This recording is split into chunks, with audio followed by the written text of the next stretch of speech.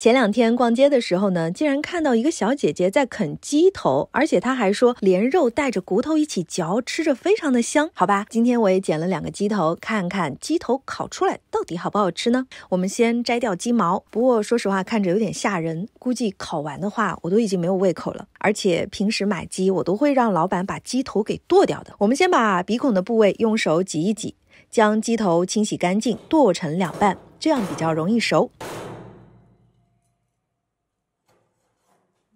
用竹签串起鸡头，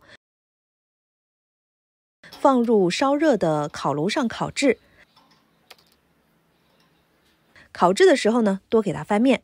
烤制前可以用竹签将鸡头的眼睛扎漏，否则在烤制的时候它容易蹦开伤人，而且眼睛里的黑水沾到衣服上，很难洗干净。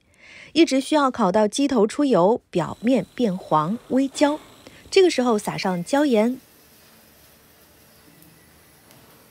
孜然粉、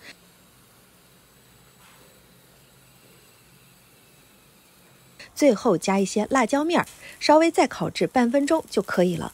说实话，闻着还是非常香的。